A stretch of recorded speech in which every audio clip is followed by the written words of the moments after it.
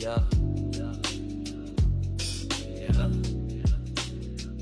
Yo, I'm posted in the factory, gears always turning. Capital's the fire, but it's labor that's burning. Owners count stacks while the workers keep yearning. Surplus value got the tables not churning. They taking what we make, profit off the sweat. Exploiting every hour, no respect for the debt. Labor's the creator, but the boss cashes checks. The wealth stays above while we hustle for less. Surplus vibes, they taking what's mine. Grind all day, can't recline in the grind. We build the world, but they claim to shine. Caught in the system, trapped in the design.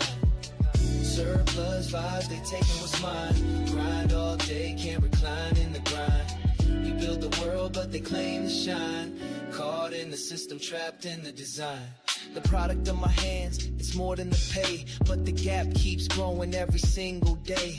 The wealth I create gets siphoned away from the many to the few. That's the boss play. Alienated from the fruits of my toil. Blood in the machine, I'm just part of the coil. Marx broke it down, saw the system was spoiled. It's the laborers who suffer while the owners get royal. Surplus vibes, they taking what's mine. Grind all day, can't recline in the grind. We build the world, but they claim to shine. Caught in the system, trapped in the design. Surplus vibes, they taking what's mine. Grind all day, can't recline in the grind. We build the world, but they claim to shine. Caught in the system, trapped in the design.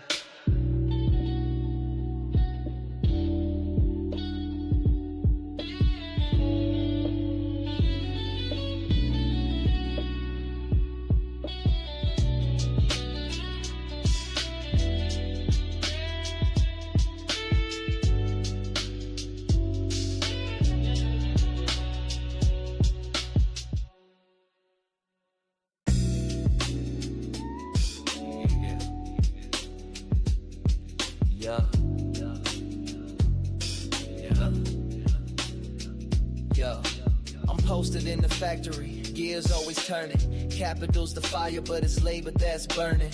Owners count stacks while the workers keep yearning. Surplus value got the tables not churning. They taking what we make, profit off the sweat. Exploiting every hour, no respect for the debt. Labor's the creator, but the boss cashes checks. The wealth stays above while we hustle for less.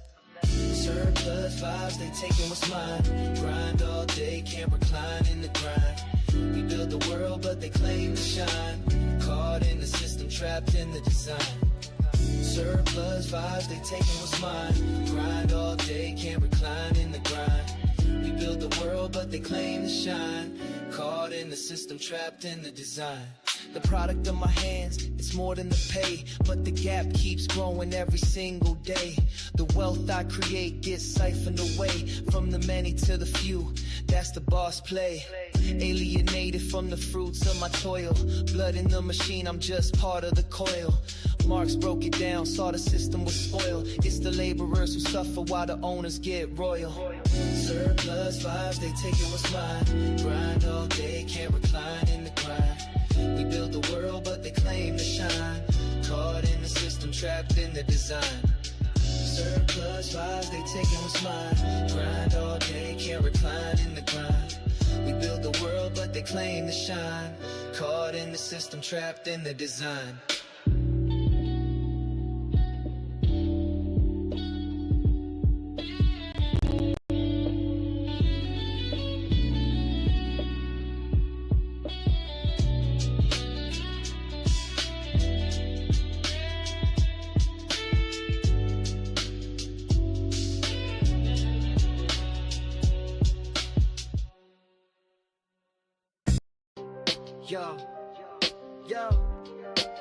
Y'all know there's no royal road to science, and only those who do not dread the steep climb of its steep paths have a chance of gaining its luminous summits.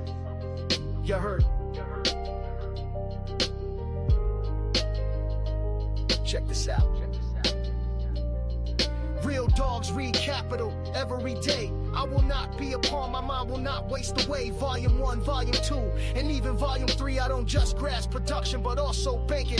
Volume 1 shows exploitation in industrial factories. He told the workers, get united if you want to get free. Surplus value is extracted at the point of production. The bourgeoisie is just a vacuum doing money suction. Your wage is the labor that they actually pay you for. The rest goes to bosses who never work on the floor. This extra value's called surplus, and it's all that they desire. They impoverish the workers as they stack their money higher. Capital is dead labor that acts like a vampire. It sucks labor from the living just to stack the money higher. We read Capital to grasp this fact, volumes 1, 2, and 3. It's time to join my reading group and join the ACP. Volume 2 is circulation of the product made in Volume 1. It must be sold on the market for accumulation funds. If the product isn't sold, capital won't make its money back, and the whole entire system then begins to crack. Everything is a commodity made to be bought and sold. The commodities producers care only for their gold. After goods are produced, they need to circulate, but when they don't, the system crashes just like 2000. Capital is dead labor that acts like a vampire. This sucks labor from the living just to stack the money higher. We read Capital to grasp this fact, volumes 1, 2, and 3.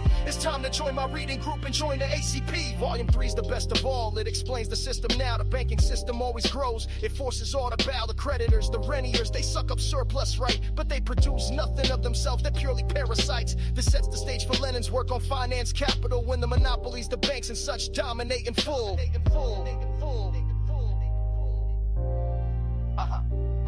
The system is a crazy thing. The commodities whirl and blind. The bills get to be so much we only think about our next dime. But a man named Karl Marx, he wrote this book, helps us grasp our life under this capitalist mode of production with so much pain and strife. Read it yourself to see what I mean, and then get organized. We workers have nothing to lose by change. It's time to stand and fight.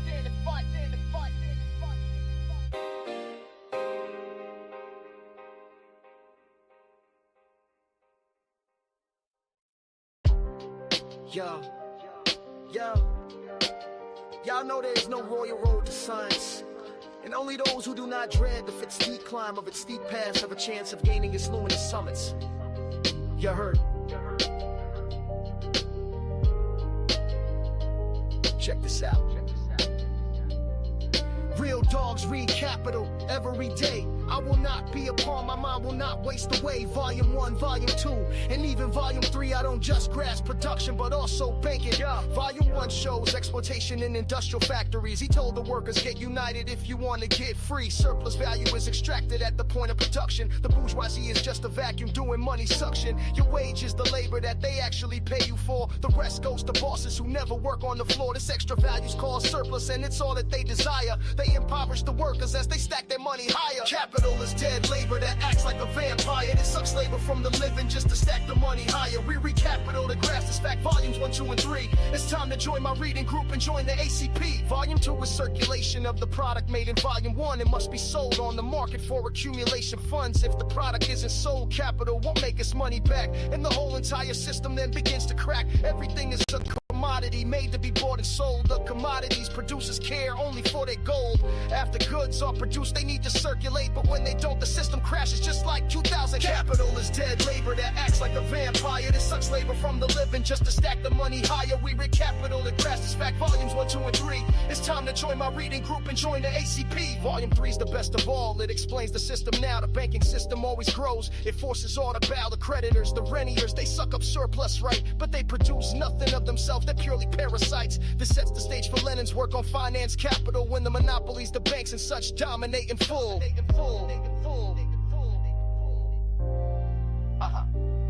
The system is a crazy thing. The commodities whirl and blind. The bills get to be so much we only think about our next dime. But a man named Karl Marx, he wrote this book, helps us grasp our life under this capitalist mode of production with so much pain and strife. Read it yourself to see what I mean, and then get organized. We workers have nothing to lose by change. It's time to stand and fight.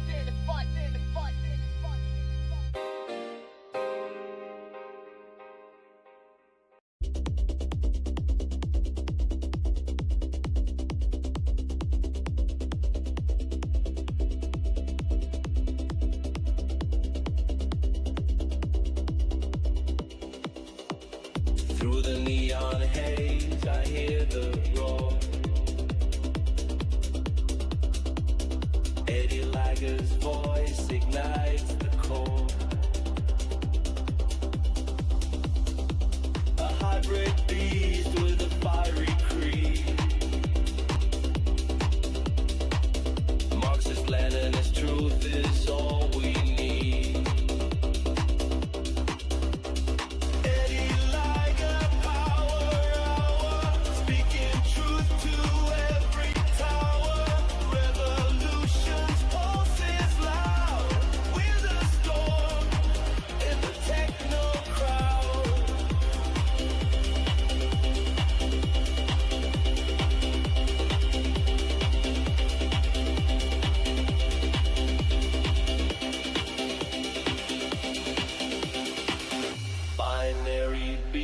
and circuits hum.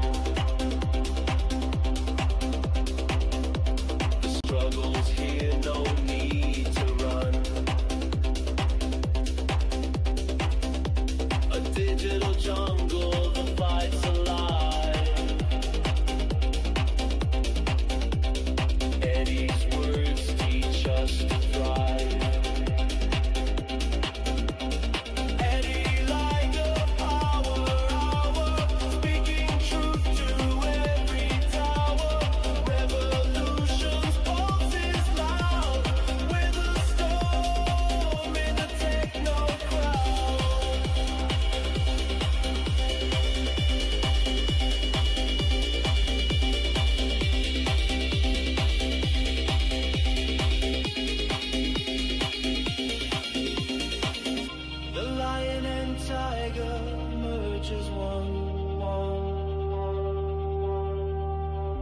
Injustice cracks when truth is spun. The system shakes with every sound. Eddie's roar shakes the ground.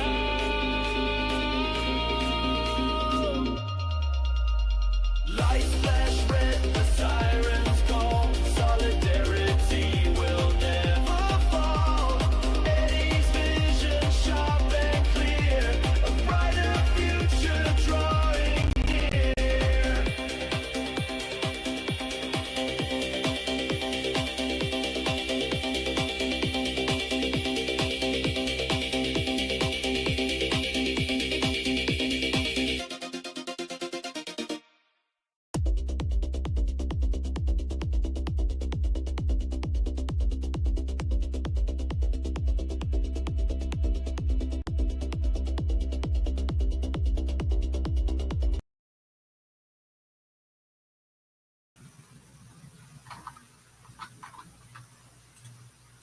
What is up, everybody? Hope you like the intro music. One of those songs I worked really hard on. Another one, the last one I played, I'm not a huge fan of because it seems like self-indulgent. The lyrics, which I did not custom make the lyrics for that one, obviously, but the lyrics are like the first one, or the rap song that people liked, I did custom make those lyrics. But the lyrics are like, Eddie Liger's voice will lead the people.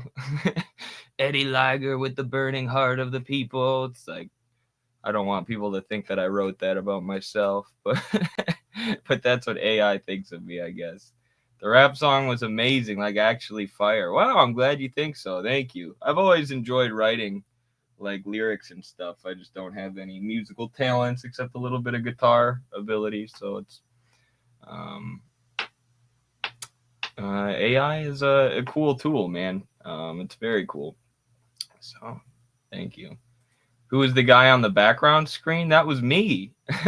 Could you not tell that was me? I know I don't wear extra small t-shirts so everyone can see how jacked I am. And I know I have acne on my forehead right now. Hope that goes away by my sister's wedding, which is coming up. But anyways. Real musicians are screwed. This AI music is pretty good. I mean, it will allow more people like me who want to oh, geez, that didn't work. Who have ideas for writing songs, but who don't have the skills to do it. It will unlock, some potential. I'm glad you guys liked it. Same as just a basic guitarist. Absolutely. Lyrics were AI. Yeah, lyrics were AI. I mean, no, the lyrics were written by me, but they were performed by an AI voice. Yeah, I didn't perform. I don't have a very good rapping voice, as you guys could probably tell from my rap battles with Noah.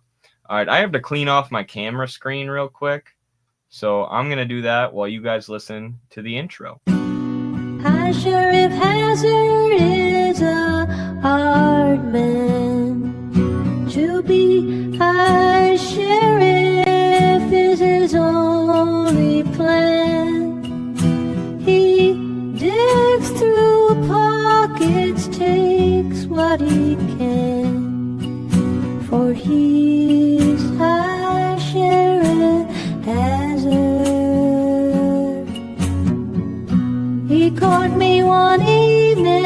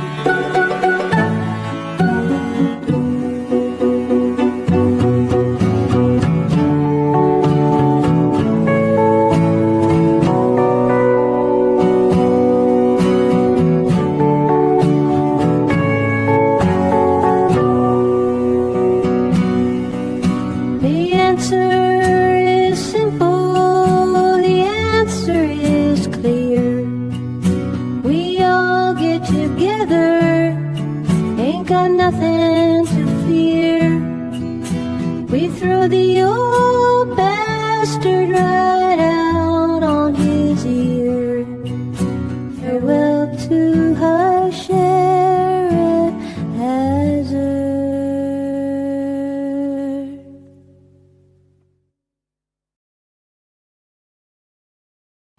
All right, let's get rolling. Hope everybody's doing well today. Thank you for being here. Yo, already got a new member within a few minutes of starting the stream. What is up, Marco? Thank you for joining our community here on YouTube. I hope you enjoy the perks that come with being a YouTube member. I encourage you to read this book up here. This book, The Purity Fetish and the Crisis of Western Marxism, which is available to our YouTube members of $10 or more, as well as our Patreon supporters at patreon.com/MidwesternMarx. So thank you very much, Marcus. Appreciate you and all of our supporters. It's really cool that YouTube has that member feature. It's just weird, though, because I have TikTok subscribers, YouTube members, and Patreon supporters, so it kind of splits you guys. But the perks are the same for Patreon and YouTube, so... plus with YouTube, you get cool emotes, I'm pretty sure. Nice haircut. Thank you. Thank you. It's already starting to get fuzzy again. Gonna have to get it chopped again. Twitch is full of censoring bitch U.S. imperialist men and women. It's crazy how much censorship there is on Twitch. I mean, Haas has been reinstated now, but he's already committed to kick. So he's not going to switch back, at least for the time being. But, it's crazy. Like, they've banned Hassan multiple times or suspended him. They've suspended a lot of their largest creators. It's very much like they have no care for being a free speech platform. They treat their platform more like Rockfin, where Rockfin, they have like contracts with all of the creators. You have to like get a hold of a representative. We could have done it. We decided against it, or just like didn't have the energy and motivation to get it set up. But the RBN guys hooked us up with some representatives from Rockfin. But basically, you have to have a contact with them, and they hook you up with a show, and people pay for it or whatever. And Twitch almost does it like that. Like, our creators aren't using our platform as like the public square as a free speech platform to reach people. These are our like private contractors, and if we don't like the kind of work that they're doing here on Twitch, we'll just get rid of them. Like, they have no care in the world for like trying to uphold First Amendment principles and stuff. So, but I'm glad it seems like we have more people watching on Twitch. I don't know if I got raided recently by a larger account or something. But welcome to all of our new Twitch supporters. I'm glad that we have you. I did get Streamlabs tips set up. I want to start streaming with OBS and StreamYard soon. OBS rather than StreamYard soon. I've been meaning to set that up. But yeah, I did set up Streamlabs tips because someone said they sent us a tip. So those work now. Free puff? No. What the hell? What are you saying? Free puff? I don't think he needs to be free, my friend. Yo, what up, long guy? $2 super chat to get the stream started. Thank you very much, my friend. Appreciate you. Hope your lawn is treating you well. Eddie, I'm curious where you got the Che clock. It looks based. I got this from a local smoke shop in my area, and I had been looking at it like all through college, and then after I graduated, somebody got it for me as a gift because they knew I had wanted it, but had been unable to afford it all 4 years of college. Not all 4 years, but at the end of my college time. I've been watching on Twitch for a while now. Sometimes I use YouTube because there's more chatters, but I'm a Twitch person, to be honest. So, LOL. Yeah, and that's why we stream on Twitch, too, because we know, for one, other creators can raid us and send their followers to us, which is very beneficial for our institute as a whole. And then I just know some people use Twitch more so than YouTube, so I just want to keep that option available. However, it would be nice if the Twitch chat continued to be more active so that people would not feel like they have to go over to YouTube. But yeah. All right, y'all. I spent all afternoon all afternoon preparing a socialist country's tier list because I couldn't find a pre-made tier list that I really wanted to use that didn't have a bunch of like either irrelevant countries or it wouldn't include countries that were highly relevant. So you guys might have to help me in the chat to keep all the flags straight. I'm not the best when it comes to flags, even though I downloaded all of these myself. So yeah, here's the tier list that I made. But before that, thank you, Long Guy. Back-to-back super chats from Long Guy. Solidarity, comrade. Appreciate you. The lawn is looking good, keeping it green despite the intense heat in New England. That's good to hear, comrade. I'm glad you're keeping it green. There are, you know, some people believe that under communism we can't have nice lawns, but the opposite is the truth. Under communism, everyone will have nice lawns. As nice a lawns as Long Guy 1990. All right, thank you, comrade. Appreciate you so much for the support. All right, folks. Here is our tier list put together by yours truly. We've got, what is this? Some of the flags got cut off. What the hell? I'm pretty sure this is Afghanistan, though. Yeah, maybe I can, maybe if I do landscape images. No crop. There we go. Here we go. Okay, I fixed it. We're good. Problems of making a tier list yourself. Also, it took me forever. So you all better enjoy this video and like it and share it and leave a comment. But this is the Socialist Republic of Afghanistan, I believe it was called. And why can't I move it now? Okay, there we go. I can't remember if that was the actual name, like Democratic Socialist Republic, maybe, something like that.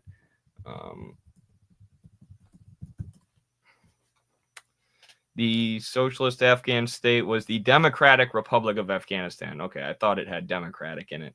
Yeah, Democratic Republic of Afghanistan. This was the government that the USSR invaded, and I use that term with heavy quotation marks. This was the government that the USSR invaded in order to protect and to help. And the reason that they did that was because they were at war with all of these right-wing jihadist extremist groups. This government was doing things like teaching women to read, launching literacy campaigns, and going out into the rural regions and teaching women to read, and really making a lot of advancements in terms of women's status within society, which was a heavily religious, Muslim society. And the right-wingers, that was used as like a huge issue to galvanize the right-wing Afghans against the communists, basically saying, look, they're teaching women to read. We have this hyper-reactionary fundamentalist interpretation of the Quran that says women shouldn't be going to school. They should be in the home, completely covered from head to toe in the hijab. And we're going to murder people and throw acid on the faces of women who do this. So they were really horrific jihadist groups. The main group that formed in opposition to the communists at this time was the Mujahideen, and Osama bin Laden was among their ranks at the time. And the US and the CIA dumped billions of dollars, an absurd amount of money and guns into the Mujahideen in order to destabilize this democratic socialist government. So the Soviet Union got involved to try and help and stabilize things, but they were this was late, like in the, I don't know if the Soviet Union even got involved till like the early 80s or late 70s. So the USSR was having their own problems back home, right? They were already on the path towards their eventual dissolution.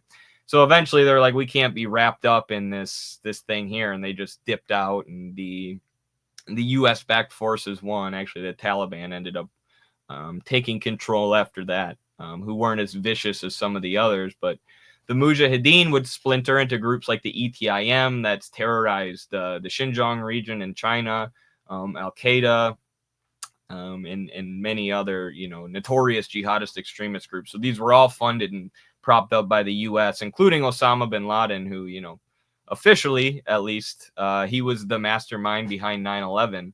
And it was a guy that the U.S. was dumping money and guns into for many years. So this government did a lot of good things. A lot of people in Afghanistan say that the time when the Soviets was there was the most hopeful time in their country, because there were not only were the Soviets fighting militarily, but they were doing what they usually did, building all these hospitals, building infrastructure, building like water irrigation and piping, building schools. So the standard of life at the time looked like it was going to increase for Afghanistan, and then it ended up just being taken over by these US-backed terrorists, which is so disgusting. But the government was based, right? Socialist Afghanistan was based. It shows us where Afghanistan could have gone, you know, as compared to where they go now, or where they went now. It shows so perfectly how the US funds and props up right-wing jihadist extremism in the Muslim world in order to fight against left-wing politics from that region, which is so ironic considering we fought a whole ass war on terror against these jihadist groups who were splinters of the Mujahideen that we created. But obviously they collapsed. They weren't able to hold power, so that loses you points if you weren't able to maintain power, even if you had great ideals. So we'll put them in B. I'm going to be a little harsher for this one than I was for my leaders list. Albania. Hoja. I kept saying Haksa on the leaders tier list. I'll always say Haksa. Albania, filled with bunkers. They had a pretty good and pretty independent socialist project, like we were talking about in the socialist leaders tier list. Hoja was not only building a lot of bunkers in preparation for an eventual U.S. invasion, but he was out there calling everyone a revisionist. He was a hardliner. And he's like, we're going to go our own way. Obviously, like all of the Eastern Bloc communist countries and all of the countries or you know, autonomous republics that were part of the USSR and Russia, Albania saw a massive increase in standard of life and education rates and healthcare access rates and all the things that socialism brings when you get rid of capitalism. So we'll put them in A. Chile under Salvador Allende. I kind of covered this in my other video doing a tier list of socialist leaders. Allende is going to go in C because while he did, I should have added another, I should have added an F. Can I do that? Is it too late? No, to say sorry.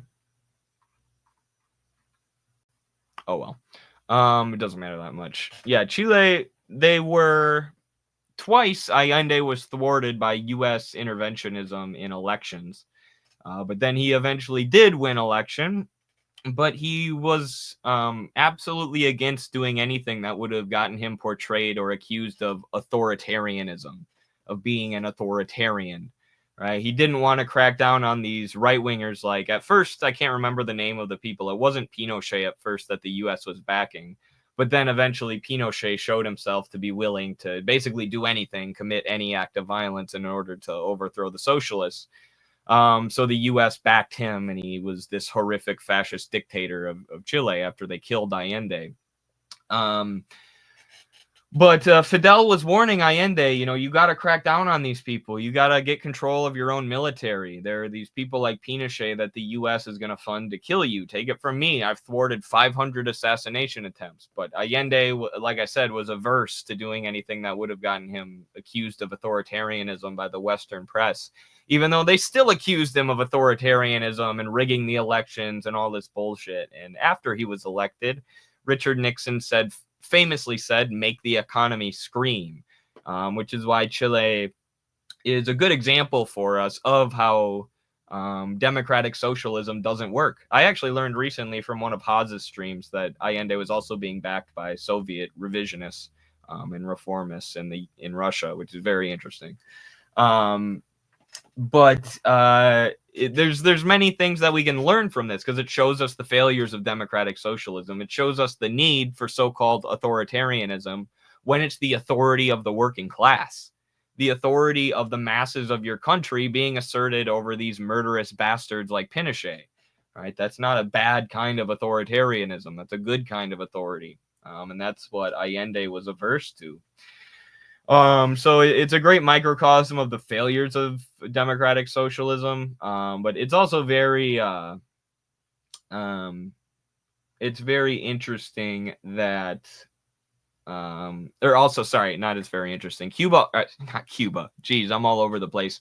Chile also gets points for Project Cybersyn. They also get extra points for Project Cybersyn because they were developing this computer programming, or I mean, I don't know if you'd call it programming technology, but this computer software, computer technology that helped them more efficiently plan the economy. Like the Soviets, and at least in the early years, they were doing all that shit on pen and paper. And they still managed to do an amazing job, but they had to have a bunch of math geeks, planning everything out. Whereas Project Cybersyn had those math geeks working on a computer program, which Paul Cockshott talks about this a lot because he's a programmer or software engineer or something. So he knows that world that I don't. So he wrote about it and basically how planning technology has developed since Project Cybersyn. And nowadays you could very easily plan a socialist economy. The ECP, the economic calculation problem, is complete bullshit. Cybersyn dope as F. Yeah. Yeah, they get points for that. Actually, if I put Afghanistan in B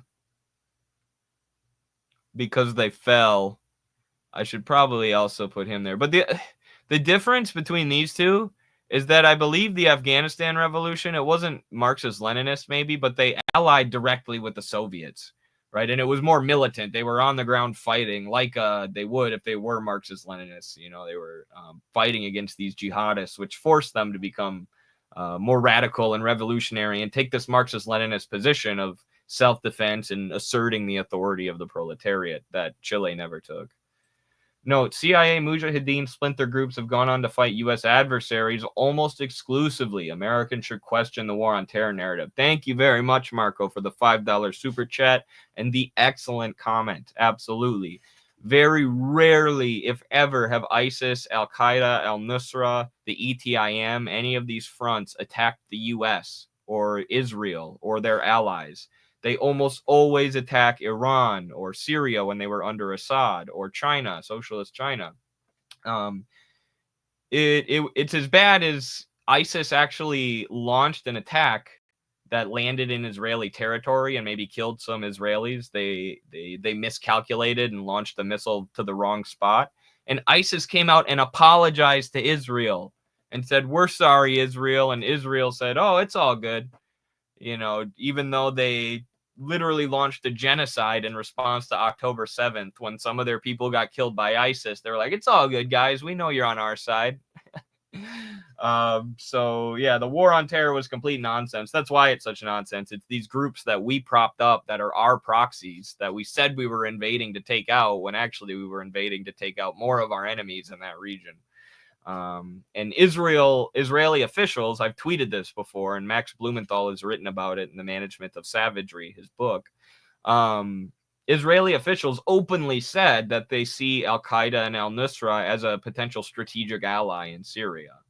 Right, so they've gone as far as to come out and basically just say this. And now, the current government of Syria is basically Al-Qaeda. It's an Al-Qaeda splinter. So yeah, thank you very much, Margot. Angola, I don't know very much about Angola. I just know I love their flag. This is one of my favorite socialist flags in existence. I'm pretty sure they moved away from Marxism-Leninism. Like, they're still a socialist republic to this day and sovereign. But I think they abandoned Marxism-Leninism, which loses them some big points. So we'll put them with... I don't know. I don't know enough about them, whether to put them in C or B. I know that the Cubans were funding them when they were having their civil war for independence. Are we counting Angola 1975 through present or 75 through 92? Exactly. I think it's 92 when they abandoned Marxism-Leninism, right? So I think if we're talking 75 through present, if you're talking 75 through 92, then you got to put them in B. I think if you're talking 74 through present, then you got to put them in C because of the Marxism-Leninism debacle. NAMBLA was a Fed psyop. Where'd that come from? But I agree. And there were Trotskyite organizations who openly supported it. Freaking trot moment. Okay, which one of these is Azerbaijan and which one's Armenia? I had to throw these on there. Okay, this one's Armenia. I had to throw these on there because I think it's very interesting. They weren't socialist countries all on their own. They did have revolutions that were largely aided by the Soviets. Maybe a little bit of Soviet social imperialism, but whatever. It's all good. I wish China would do a little bit of social imperialism in the U.S. Anyways, but Armenia and Azerbaijan absolutely exploded after the Soviet Union was created and they became a part of it, and the communists were able to take control of the government. Economically, they exploded. The increase in standard of life there was unreal. And the reason for that is they had a bunch of, I can't remember if it was oil or natural gas, but energy resources underneath their soil that they were never able to exploit and use. And when they joined the Soviet Union, Russia and the other countries gave them the tools that they needed to start exploiting these resources and to industrialize. So they were able to harness all of these resources and get incredibly wealthy after the USSR was created. Oops, dropped my phone. After the USSR was created and after they became a part of it. And currently, if you know anything about Armenia and Azerbaijan, gosh, I hate these ads. I wish these could go away. But if you know anything about Armenia and Azerbaijan, you know that they're at war. They're fighting over the Nagorno-Karabakh region, which most left-wing people think Armenia has more of a claim to than Azerbaijan. The population is majority Armenian. But they've been in conflict over this Nagorno-Karabakh region for many, many years, including when the Soviet Union was around. So what did the Soviets do? What did those crazy, evil socialists do? They made it autonomous. They made it an oblast. They said this little region here that they're fighting over will basically be independent, and both Azerbaijanis and Armenian people will be respected here and will have their rights here, and they'll have their own little administration that can basically govern this region that'll be made up of both Armenians and Azerbaijani people. So it was a great solution to the conflict, a partial solution. There was still fighting over it. But, still a much better solution than what we see today, where as soon as the USSR fell apart, the two countries went to a full-out war over the region. And then again, recently, within like the last 5-6 years, the war kicked up again, and Azerbaijanis have just been shelling these Armenians, including Armenian civilians. It's really horrible. And the Armenians are fighting back too, and they've hit civilians and stuff as well, but it's pretty disproportionate. The Azerbaijanis are doing a lot more damage, and I think are just more militarily equipped. But this region, ever since 1991 or 1992, when the first war kicked off, has been a war zone. It's been a tragedy. And again, like, this goes back to, has socialism really failed every time it's tried? Has it really? When under capitalism, these two countries are at war with civilians being shelled and a bunch of people are living in poverty and in a war-torn area. When under socialism, they got massively fucking rich extremely quick. Like, obviously socialism was better for them. Or what are we talking about here? This is an example of capitalism failing every time it's tried. It's just so absurd. So anyways, A.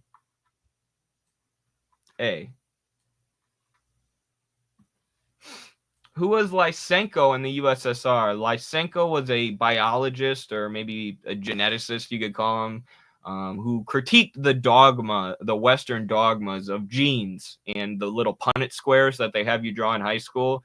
He basically said that it was pure idealism. It was an abstraction that wasn't actually proved in practice through the scientific method. And now we're seeing with epigenetic theory, new genetic theory, which says that basically your actions and your environment now can change the genes that you pass on to your kids, the genetic tendencies that you pass on to your kids. Like if you drink more, you could pass that on to your kid. So Lysenko and another guy named Lamarck what's called Lamarckism, their theory has been proven more and more correct. He wasn't right about everything. You know, I'm not a science expert, so I can't dissect it super well for you. But yeah, he basically predicted what's now become epigenetic theory like hundreds of years ago, and he gets blamed, not hundreds of years ago, like 100 years ago, and he gets blamed for the Holodomor, the famine that happened due to natural causes in Ukraine. But that's just propaganda. That's just bullshit nonsense. There were some mistakes made in collectivization. I think he was an agronomist. I think that's what you would call him. He worked with the soil and planting food, which the Soviet Union vastly increased throughout their country, or throughout the various countries. So clearly he was somewhat good at it. Yeah, Vindicate Lysenko. I did a video on him a while back. I'm not a science guy, so it's hard for me to talk about something that I don't have like years of research in, like politics and history, or economics. But yeah. This is Bolivia, correct? Is this the Bolivian flag? Bolivia under Evo Morales doing what I would basically call resource socialism. Not trying to really revamp any. They're not doing a cultural revolution, but they're nationalizing important resources like the coca leaf and like the lithium industry, which really pissed off Elon Musk, who openly supported the coup of Evo Morales. There's some unfortunate infighting going on right now between Luis Arce, who took over after Morales, and Evo Morales, even though they're both part of the MAS party, the Movement for Socialism party.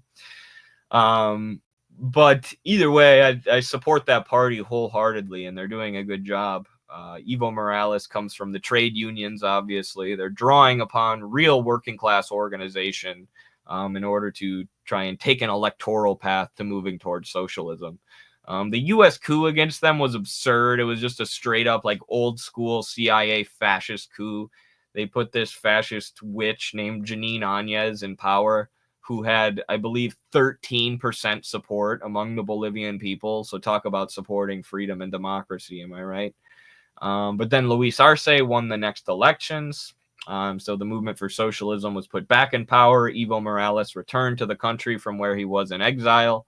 And now there's that infighting that I talked about, and it remains to be seen what will happen. But I will put them in B, because even though they're like an electoral form of socialism and stuff, they're at least still around, unlike Chile. They're still doing the damn thing. So I don't know if that's right or not, but that's what we'll go with. The hell is this flag? Can someone tell me what this one is? Do you guys see it? Can someone look that up for me? Or someone just tell me this one? I can't tell what that is. Bulgaria? Okay. Thank you.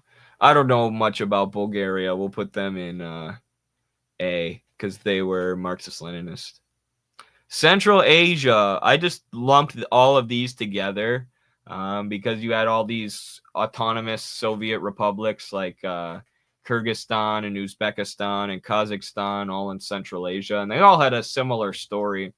One of them, which one's the biggest? Sorry, I get that region confused. Oh, my map of Asia fell too. One sec. Kazakhstan is the big one. In Kazakhstan especially, this is true of a lot of these regions, but in Kazakhstan especially, they didn't even have like feudalism. They had like a nomadic society where people would like travel on horseback all around. The population of Kazakhstan is like the same as the population of Maine, and it's this giant ass country. So maybe the most difficult country or Soviet autonomous republic to build socialism in. Because the people's lifestyle was not conducive to working jobs and industrializing and building up the country into a modern country. They were like nomadic warrior people. That being said, there were, they taught everyone to read. They brought them electricity. They brought them a lot of industrialization. Socialism helped the countries, all the countries there advance a lot.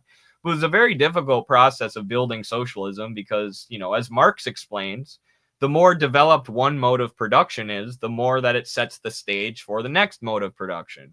The more that capitalism develops, the more it creates the conditions for the possibility of socialism. And in these countries, they didn't have that development. They kind of had to just level skip right to socialism. So very interesting stuff to research there. Soviet nostalgia is pretty high in a lot of these regions too. Not every country. Some countries don't.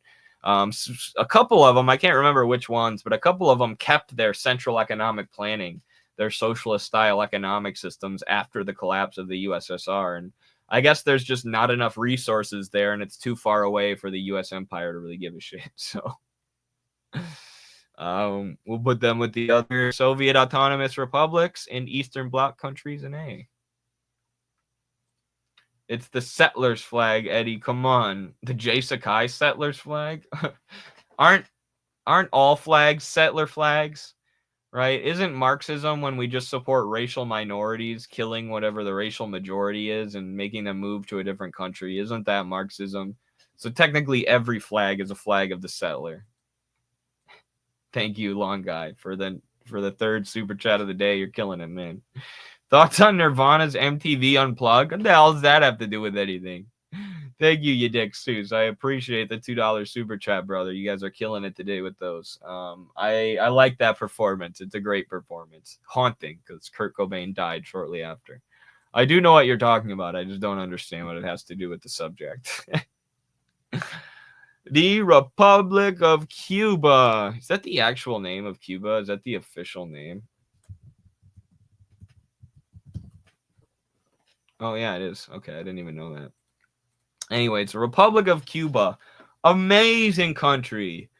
The countries that are going to go in S tier are the existing Marxist-Leninist countries. The Marxist-Leninist countries that are still around today, that survived the fall of the USSR.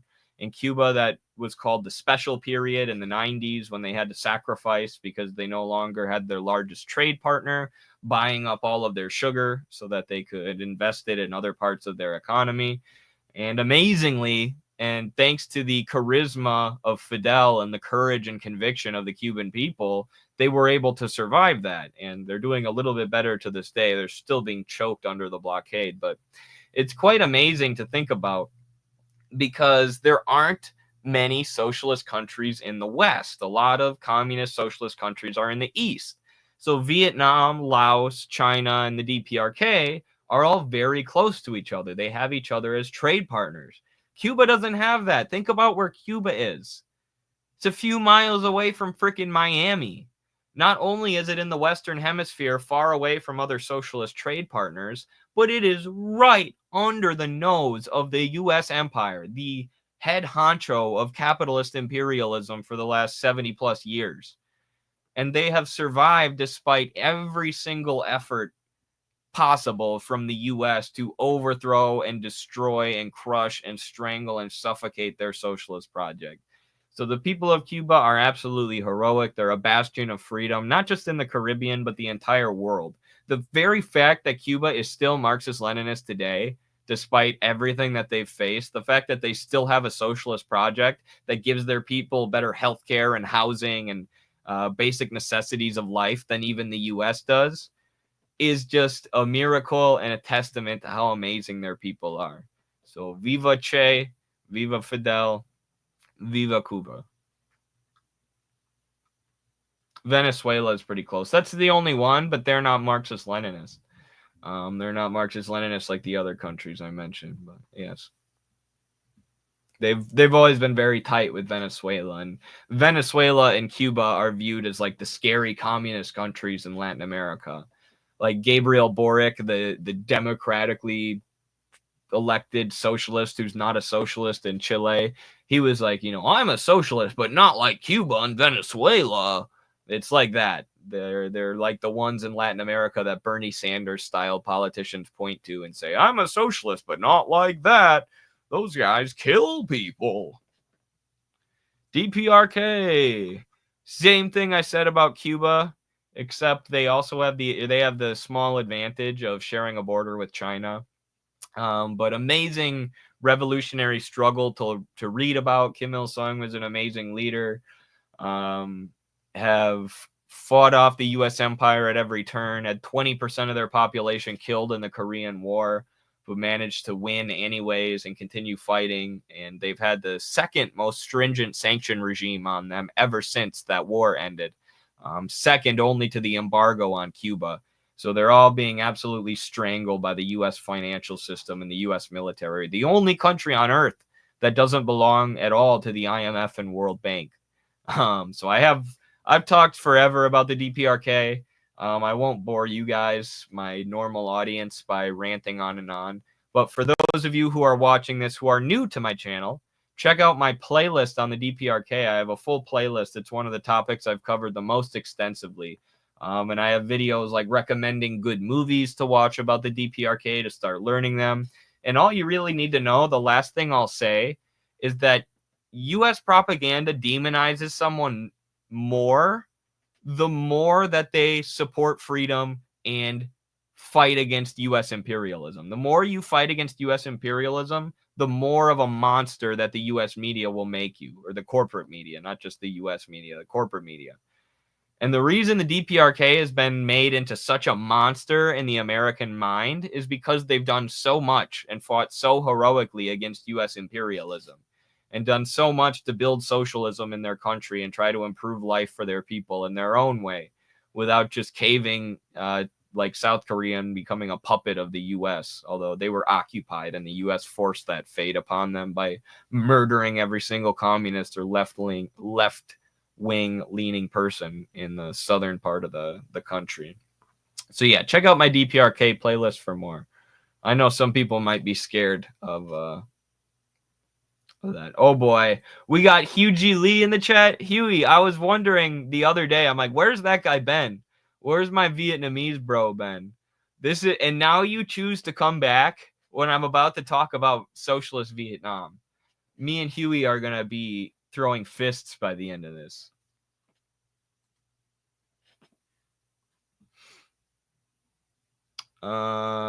Which one is this?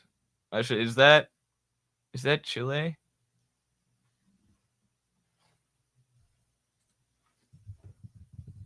I've been studying and working, dude. Yeah, I feel you. No, it's not Chile. I feel you. No worries. I was just wondering where you were because nobody had been dooming and glooming about Vietnamese socialism in the chat. So I'm like, where's our boy? That's Czech. Okay, I don't know shit about them. I don't even know why I put them on the list. There you go. Put them in B. They don't get to be with the other republics. I don't know why. If I'm wrong and they deserve to be with the other Soviet republics and Eastern Bloc countries, tell me why. Please tell me in the chat because I don't know shit about them. All right. The People's Republic of China. I put that on there twice. We'll use this one. Obviously, the leading socialist country in the world today. The new USSR that's not the USSR. The Mao era was based, the Deng era was based, the Xi era was based, every era of China's history was based. They're constantly evolving and changing based on and adapting based on changing conditions around them, adapting based upon the strategy of the US empire when it comes to destroying them. And what they've been able to do in terms of poverty alleviation is just insane. 75% of all global poverty reduction over the last decade has been directly a result of China's efforts. They've lifted their entire country out of poverty. Oh my gosh, stop calling me. Hold on, let me put this on Do Not Disturb. They've lifted their entire country out of poverty. What they've been able to do in terms of industrialization and bringing people health care and all the necessities of life is amazing. They've become a modern economic superpower when they were a backwards, agrarian, feudal country less than 100 years ago. Less than 100 years ago, they were semi-feudal, if not, almost fully feudal. And now they're the world's fastest growing economy, soon to be, the world's far and away most dominant economy. And they're not funding revolutions all around the world like the Soviet Union's doing, but they're lending a hand economically. They're building up all of these countries in Africa and all of these trade partners around the world with their policy of non-interventionism and mutual development. So shout out to China. The other thing about China that I feel obligated to point out before we move on, China has many different ethnicities, nationalities, racial groups, religious groups, and all of them are united under one banner. The banner of a socialist republic, the People's Republic of China. The Uyghurs see themselves as part of that. The Han people see themselves as part of that. The people in Tibet see themselves as part of the PRC. They're united. And if you look at what's happening in the Middle East lately, a place where the borders were largely drawn by Western colonial powers, a place where they had a pan-Arabist ideology that was never able to come to fruition. Nasser and other leaders wanted to unite all of the Arab countries into one strong country defending against imperialism. Iran is a lot like that. Iran's very big and it encompasses many ethnic and religious groups, and that's the reason they're now leading the fight against the Zionist entity, because they're big and strong, and it helps to be big and strong when you're fighting a war against imperialists who want to kill you. And so we see that Mao and the Communist Party of China was able to unite all of these people into one collective thing, into one sovereign state, into one people who view themselves under one banner. And this is what we want to do and feel still needs to be done in the United States, by the way, uniting all the different racial, ethnic, and religious groups the way that the original American Revolution set out to in many ways. Although the founders, of course, were hypocritical in their actions. But either way, it just shows the U.S. media loves to demonize these big countries like the USSR or China. But those countries are uniting different religious and ethnic groups. And what the U.S. does to fight that is like what they did in Yugoslavia. They inflame racial hatred and try to get people to tear the country apart so that their racial group can have their own tiny little country instead. That's what they did with the ETIM and the jihadist extremist Mujahideen splinters in Xinjiang, China. Good job cooking Destiny. Thoughts on MAPK? Thank you very much, comrade. I haven't heard anyone talk about that debate in a while. Always good to reminisce. Destiny's an idiot. Although I got a few things wrong in that debate, and we can talk about that at a later date. Someone asked me sometime what I thought I got wrong in the debate with Destiny when we're not doing something like this. But what do you mean? I don't know what MAPK is. Like protein synthesis? Isn't it something like that? I'm not sure. If you let me know what it is, maybe I can answer. Thank you so much for a $2 super chat. What do we got next? China again. Move them to the bottom. Cambodia. And I even had to edit our boy on there, Paul Pot. Is there an S+ tier? How do I put this above China? How do I put this above everything? How do I put this above my own life? I'll give anything for Pol Pot. Just kidding. I'm not even going to rank Pol Pot because, obviously the normie move would be to put him in the D tier, but I don't know. I don't even think we can really know what happened in Cambodia at the time. Similar to Peru under the Shining Path, because I'm sure there was tons of, despite the very real crimes that Pol Pot committed, I'm not denying that there were very real crimes or that he wasn't, like a great Marxist-Leninist leader. Or I'm not saying he was some great Marxist-Leninist leader. But that being said, I'm sure the U.S. was making up propaganda about him when they were bombing Cambodia and stuff. Or did he was in power after? Some people actually think the CIA was propping up Pol Pot. I don't know, but there was tons of U.S. propaganda about French Indochina at the time. And Henry Kissinger bombed them so bad, it's absolutely insane. He basically bombed every square foot of the country. And I'm sure a lot of those deaths got blamed on Pol Pot and got blamed on communism and the Black Book of Communism and these other piece of shit works of scholarship.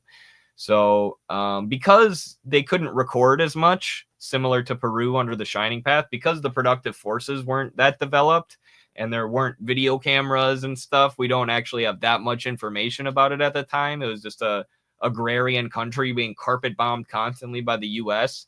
I don't even feel that we have enough information to say much about Pol Pot. But yeah, I would rank him extremely low if I was going to rank him. We'll just leave him there in D.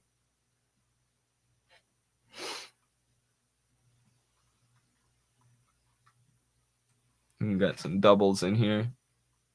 Egypt. This is Egypt under Nasser. Egypt under Nasser was pretty great, you guys. It was pretty great. I'm tempted to put them in A, but I'll put them in B up here. Because they weren't Marxist-Leninist. Yeah, they're behind Afghanistan, but ahead of Bolivia. So they weren't Marxist-Leninist, obviously. They were part of the non-aligned movement, which was stupid. It was all these countries that were like, we're not going to join with the Soviets or the U.S. We're going to have our own thing. The non-aligned movement is dumb. It's like, just join with the Soviets. They're fighting the U.S. and they want to help you. Either way, Egypt at the time was the main protagonist against Israel, against Zionism.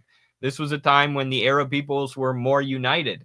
And the Egyptians were willing to lay it all on the line in order to fight against Israel. Of course, Israel then tried to seize the Sinai, and Egypt had to seize it back from them in 1973 and 1978. So they were attacked by Israel too, but they were also fighting on behalf of the Palestinians, which is very heroic. And it aligns with Nasser's ideology, which was pan-Arabism. He wanted to do what Mao did for China. He wanted to unite all of these different Arab countries that had their borders drawn by imperialist powers in order to make them easier to exploit and control. They want to keep us divided. So pan-Arabism is pretty much dead now. I mean, it is dead now. But it was a real thing at Nasser's time. It was very popular, and he was a great leader. He also had socialist economic policies, built the Aswan Dam, which electrified the whole country, gave like a million people power that was all powered by this water dam. So yeah, Nasser was based. Yeah, this is basically true. If you were going to make a critique of the Khmer Rouge, you would say that they fought on behalf of the more wealthy rural landlords, and that they were, killing or massacring intellectuals. Which is like, just give the intellectuals hard labor. Why you gotta massacre them? Poland. I don't know that much about socialist Poland either. We'll put them in B. Albania's already on there. Nicaragua. We talked about this quite a bit on the last episode. Nicaragua had a revolution, guerrilla war revolution, won by the Sandinistas. Their current president, Daniel Ortega, fought in that war. On the good guy side, they eventually succumbed to U.S. sanctions and U.S. sabotage efforts, and the U.S. funding of the opposition. So they lost an election and lost power. They regrouped. They took a more Christian socialist bent, and they came back and won the election 6 years later. And they've been in power ever since. They've been sanctioned by the U.S. ever since. And they have very strong supports in the rural regions among rural Venezuelans. They've done a lot to increase standard of life in the rural regions. They have all these healthcare systems and stuff out there that were built by the revolution, and new schools and all sorts of things like that. And these people are willing to fight to defend the revolution. They won electorally, but make no mistake about it, it was the result of class struggle. There's real skirmishes and fights that go on the ground in Nicaragua between the reactionaries and the revolutionaries still to this day. It's still a class struggle, because class struggle continues under socialism, we know. So, yeah, very based. I love Nicaragua. I'm almost tempted to put them in S tier with the Marxist-Leninist countries, the existing Marxist-Leninist countries, but I'll just put them at the very front of A, because I think they're really great, even though they're not ML, and they won an election to take power. GDR. GDR, again, this is one that could go in the S tier if it wasn't, they needed the Soviets to get socialism and to overthrow Hitler. But there are all these statistics about the GDR that show, how standard of living was compared to West Germany, and then also people's politics compared to West Germany. Like, the GDR got rid of all these Nazis, whereas in West Germany, they filtered Nazis into positions of power, either in America or back in Germany. All sorts of disgusting things were going on even after the Nazis were taken out in West Germany. Whereas in East Germany, they were building this more honorable society that also had a better standard of living in many ways. It's crazy to think that Germany, this West European country, was divided in half, and half of it was communist and half of it, not half, there was more on one side than the other, but it was just divided, and one part was communist and one part was socialist, and the lasting effects that I'm sure that has to this day. But yeah, GDR was awesome, man. Put him up there with Nicaragua. Is this Mozambique or Grenada? It's Grenada. This was Grenada under who was it? Was it Maurice Bishop? Or yeah, Maurice Bishop and the New Jewel movement. Hyper-based Marxist-Leninist movement overthrown in a coup. Story as old as time. Very cool country. Put them up there in A. Iraq under Saddam Hussein. Even though the U.S. should never have overthrown Saddam, and even though Iraq was much better under Saddam's Ba'athist socialist government than they were without, he still goes in D. Ba'athist socialism has failed now. Assad was the last one. He got taken out. There's going to be probably no more Ba'athist socialism. It was a nice idea, but they didn't commit to things like land redistribution and real communist politics, a real transformation, qualitative transformation of the system, or at least moving in that direction is what they failed to do. And in the end, there was a lot of opportunism, and they were either invaded and murdered by the U.S. or sold out by their own people. That was Syria. Iraq, they just were straight up invaded. I think the people still largely supported Saddam till the end. And I don't even need to explain why it was better to have Saddam doing these, moderately socialist policies and not letting terrorists run the entire country. How that was better than now having ISIS and all these extremist groups fight over power with no real central government. Laos is S tier. I won't hear any differently. I've talked about this so much on my channel because I'm the only person who even knows that Laos exists. Just kidding.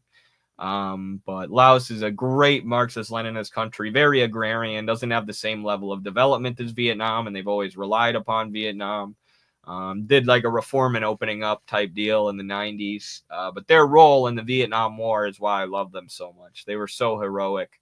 The Ho Chi Minh Trail ran through Laos. There would be nothing that the Viet Minh likely wouldn't have been able to win without their comrades, the Pathet Lao, which was the name of the Communist Party in Laos. So maybe Huey has something to say about Saddam also gassed Iranians, so he gets a huge thumbs down for that. Huey might have something to say about Laos. I don't know if he knows as much about them as Vietnam, but Laos has been moving towards China. Very true, yeah. Yeah, basically every Marxist-Leninist country did a reform and opening up in the 90s. Laotian people are amazing. They are. They're very chill people. Very isolated from the rest of the world. They were hyper isolated under communism. They were so isolated from the rest of the world. And then recently they opened up to tourism gradually with the reform and opening up period. So very unique people. Libya under Gaddafi did amazing things, made the country the most prosperous in all of Africa. People were living good. The farmers were getting free tools and free land. People were getting health care and education. They were moving towards making an African central bank, moving towards a real Pan-Africanist economy. Genius idea. But he had these critiques of Lenin where he didn't want to be an authoritarian. And in the end, the U.S. funded a bunch of terrorists and extremists who murdered him and overthrew his government, and it's turned into utter chaos, maybe even worse than Iraq in terms of a bunch of terrorists just running around in Libya, selling people into slavery and fighting each other for control of the country, for political power. So again, it's like, who cares if you get called an authoritarian for cracking down on the terrorists who are going to murder you and throw your country into utter chaos and sell slaves? Those people should have authority exerted over them. That is a good thing. But anyways, I'm ranting too much. Gaddafi had a lot of great ideas. The Green Book is great to read. He was a good man. B. This is Mozambique, I believe, under Samora Machel. We'll put them with right next to Mozambique. Nepal. I don't know shit about Nepal. I just know it seems like a whole lot of infighting. The three main parties in Nepal are like a Marxist-Leninist party, and then like a Democratic Socialist party, and then like a Marxist-Leninist Maoist party, or something like that. I can chat GPT it quick. I haven't read about it in a while. I wish Comrade Halali was here. He knows a lot about Nepal. Seems like a whole lot of infighting, but like Marxists seem to be in power. I don't know. Nepal is basically nothing but Mount Everest, right? So it's just like 6 communists in Mount Everest, two in each party. That's the population of Nepal. It's 6 people, 2 people in each party, and they just fight over whether they should be Maoist or Leninist. I'm just kidding. That's disrespectful. They waged a really honorable guerrilla struggle and independence struggle at one point, and it was led by the communists. So you have the Communist Party of Nepal, which is the unified Marxist-Leninist party, which believes in Marxism, Leninism, and democratic socialism. Seems like there's probably a little contradiction there, but whatever. You have the Nepali Congress, which is the Social Democratic or Democratic Socialist, and then you have the Communist Party of Nepal, which is the Maoist party. And then you have like a Hindu nationalist right-wing party, but they're pretty irrelevant. So the consciousness in Nepal is very, very communist, at least. Even if they don't have tons of economic development or the most. Even if they don't have socialism with Nepalese characteristics, and they don't have as strong of a direction as the other Marxist-Leninist or Marxist-Leninist leaning countries. So, hey, also cool flag. Just got to be different, I guess. Great football players, too.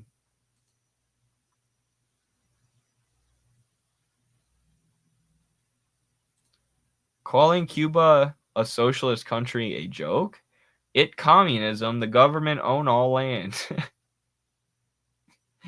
No, Cuba is in the stages of socialism, fairly early stages of socialism, looking to build communism. Socialism is a transitionary state when the workers seize power of the government, which is what happened in oh my gosh, I'm blanking on the date, 1959 in Cuba with the Cuban Revolution.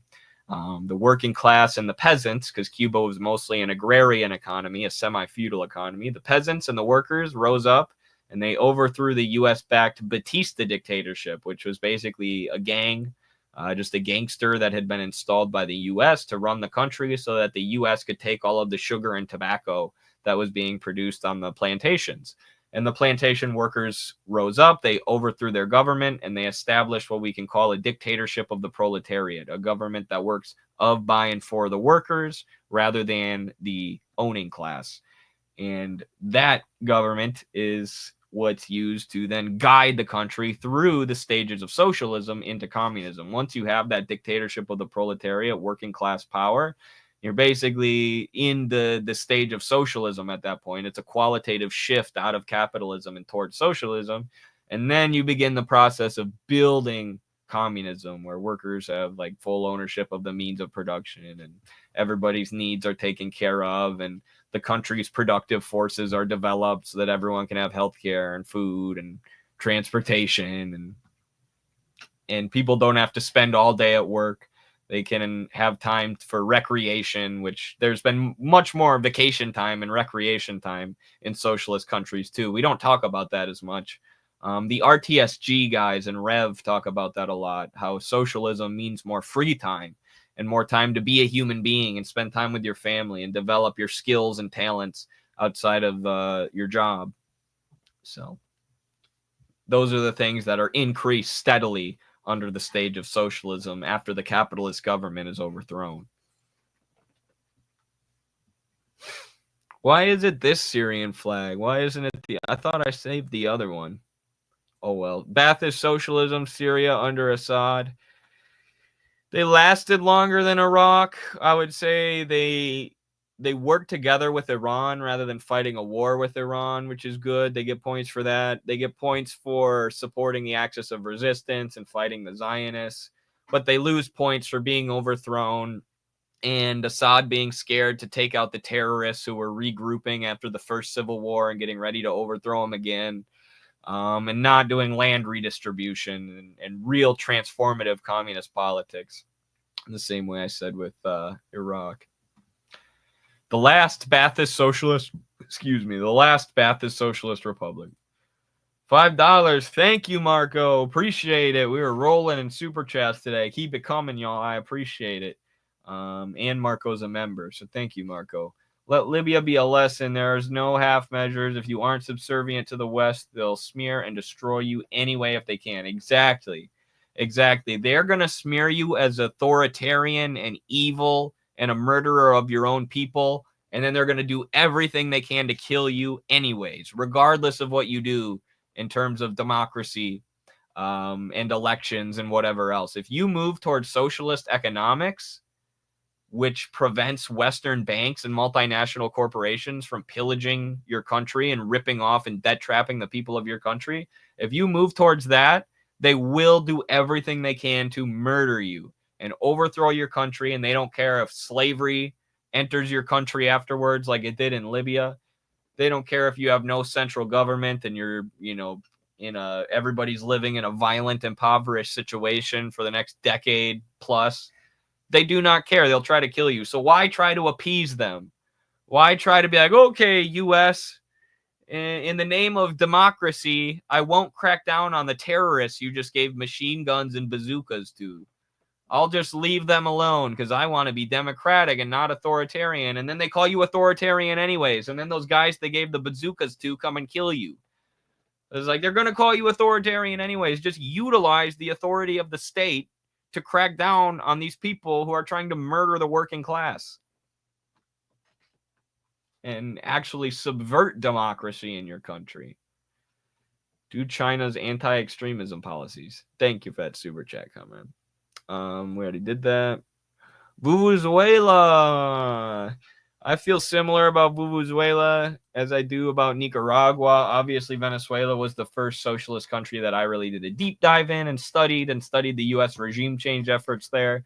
They've been crippled by sanctions, but the socialist sentiment in Venezuela is still strong. The ruling Socialist Party, PSUV, wins the elections year after year after year. They have strong support among the people.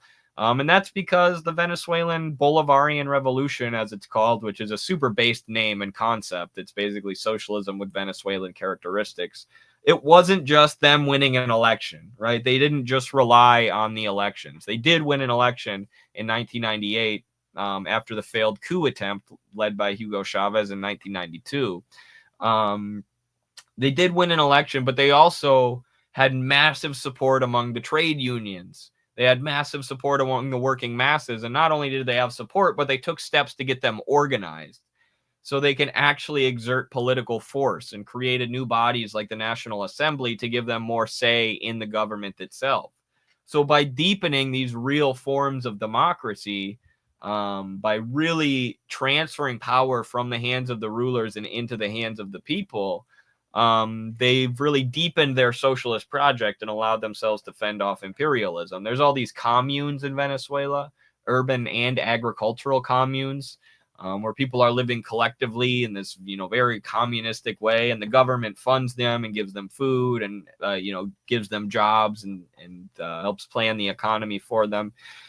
So there's all these different, deeply entrenched working class organizations that equal real working class political power. It's not just running in an election every few years and trying to get socialists elected, right? They have real working class power in Venezuela, even though they're not Marxist-Leninist, and they have some weird infatuation with Trotsky. A lot of Venezuelans like Trotsky, and I don't get it, and it worries me, but either way, still very based. Shout out to our friends in Venezuela. Vietnam. Oh boy. Huey's going to be angry now. Boy. Maybe Huey's right.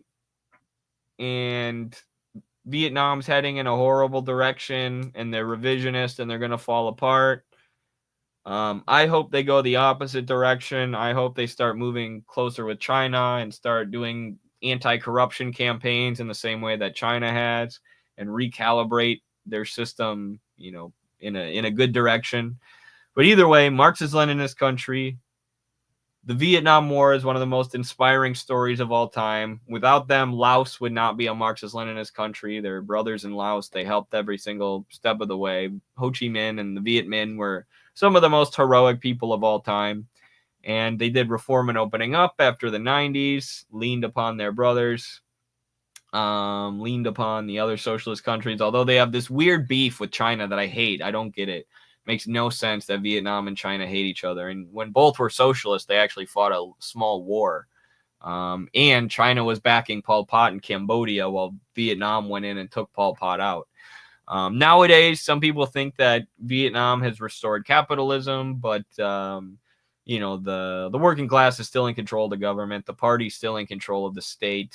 So until they lose control of the state and stop centrally planning so many large aspects of their economy, you know, I'm still committed to supporting them. You know, and I still consider them a sovereign Marxist-Leninist country in the 21st century. And, you know, if you look at the schools and healthcare facilities and stuff that they built in the rural regions, they've done a lot for their people. And Vietnam was quite industrialized before the revolution and the war. But the U.S. bombing campaigns made it much more difficult for them to transition to socialism because so much shit got destroyed. They would have had a very easy transition to socialism if it wasn't for that. So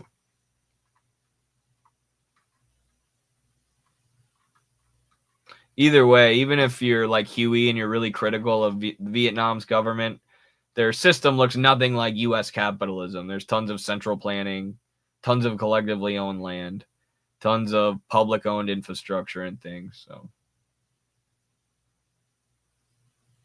yeah, I know you don't like the reform and opening up policy. But to be honest with you, I think if Vietnam didn't do reform and opening up, they would have been crushed. They would have been starved and crushed, and the party wouldn't still be in power.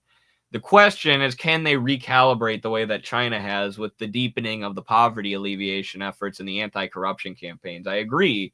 They should nationalize a lot of that and crack down on private sector corruption in a really harsh way, which I don't know if they're going to do that or not. That's what China had to do.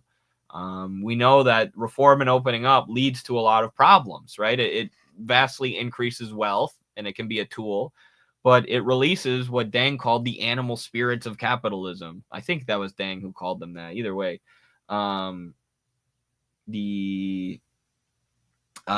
know, there's a lot of things that come from that. So it takes a strong state apparatus to control it.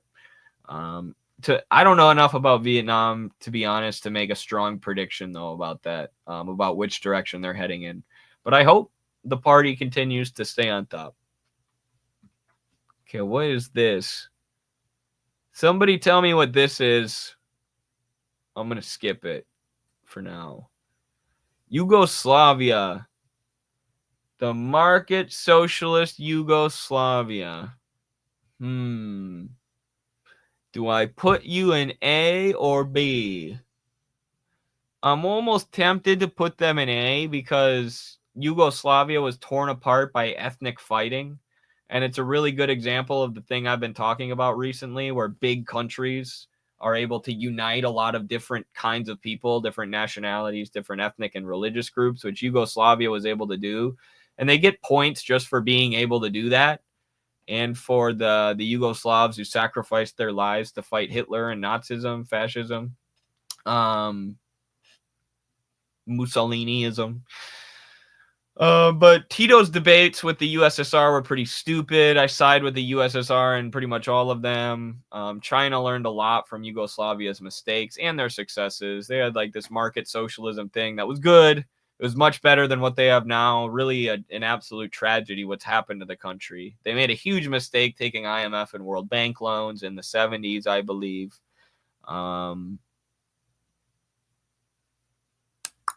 Let me see. Who do I have in A? These are mostly Marxist-Leninist countries or still existing non-Marxist-Leninist socialist countries. So Yugoslavia's got to go B. Did Tito technically consider himself ML, even though he did the market socialism thing?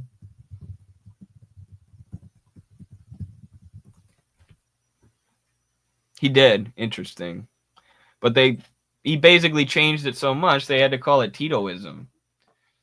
I don't know. We'll put him in A. You know what? I'll be generous today. Shout out to him. You're welcome, Tito. I wish you lived forever. Does anyone know what this is? What this flag is?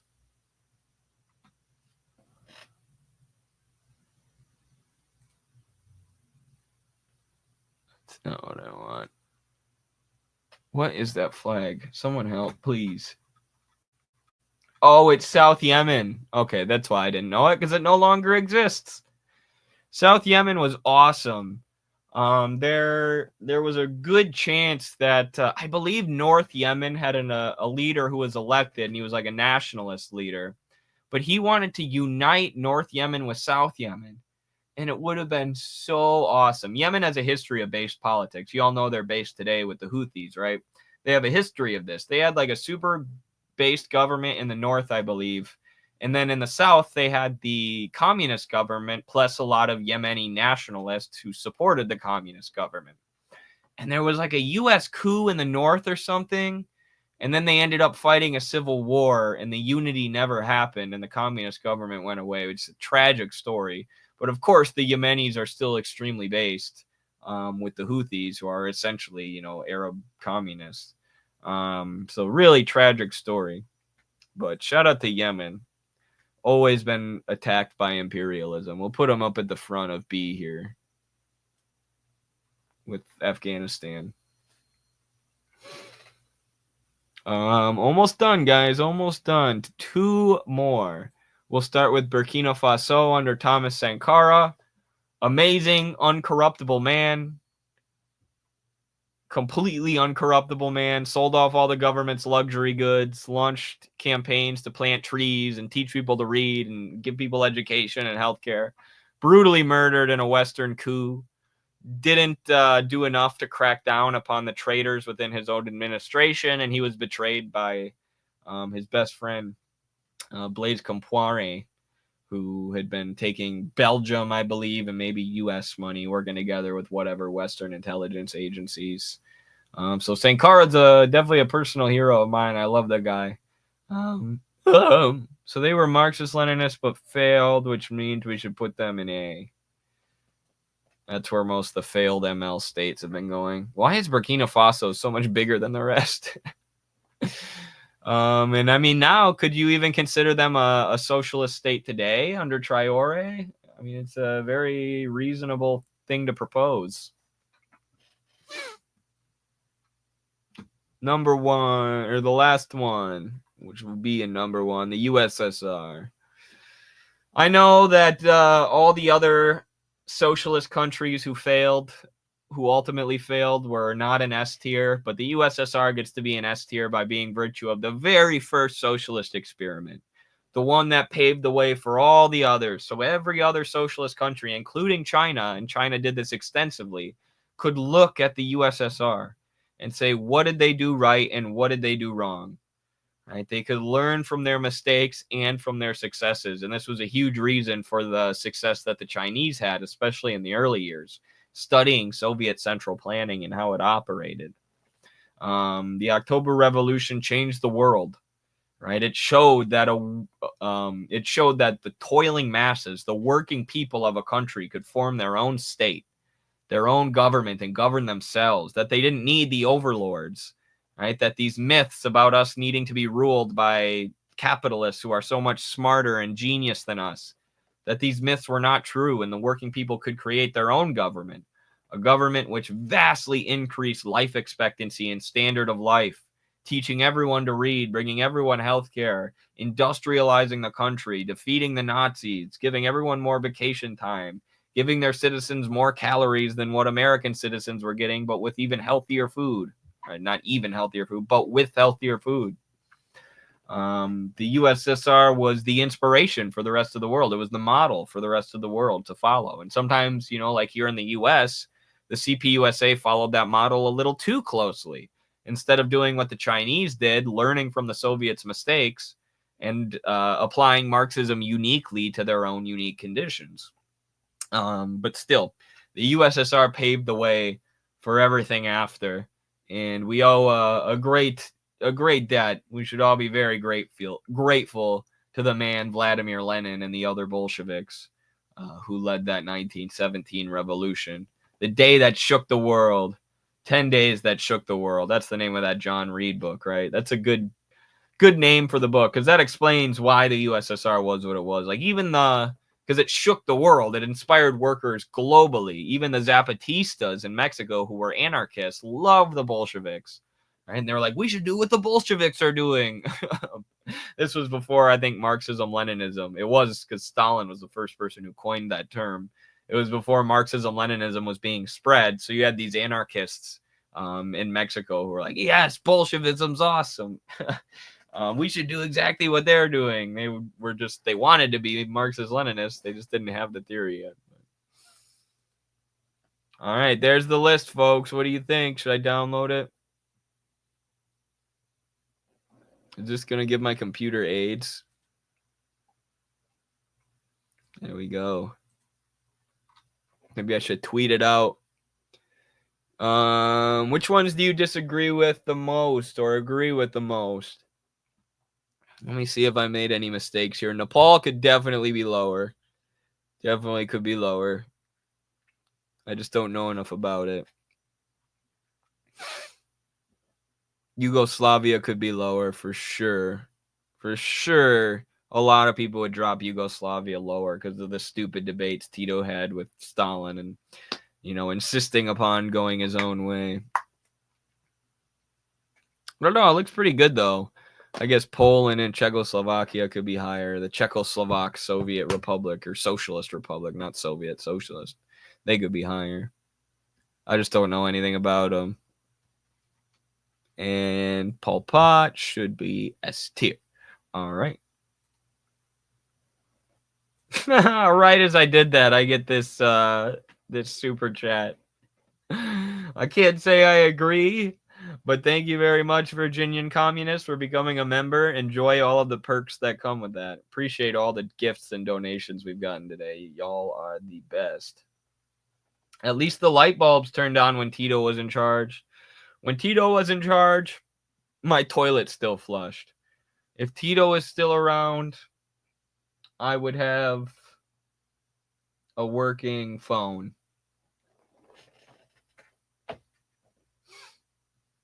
Pot pie over here. Political elite and financial elite work with each other. Pot pie. I mean, isn't that how not to open up this can of worms, Huey, but isn't that how any socialist government works at first? I mean, Lenin said we will have to learn from the capitalists. We'll have to learn how to manage industry and production. And of course, we'll do it in our own way. But we have to learn from them. And like in China, the political elite work with the financial elite too. But that doesn't mean they're working in the same way that they work here in America, just to exploit people and enrich themselves. They work together to deepen the country's poverty alleviation efforts, develop industry in necessary places, make sure everyone has Wi-Fi and food and electricity. These are taken into account with the central plan, with their working together. It's not like the U.S. where it's just politicians bribed off by private banks who are debt trapping people solely for their own purposes, who don't have to give any consideration to the use value of the commodity and the actual material needs of the country. All they're thinking about is that dollar.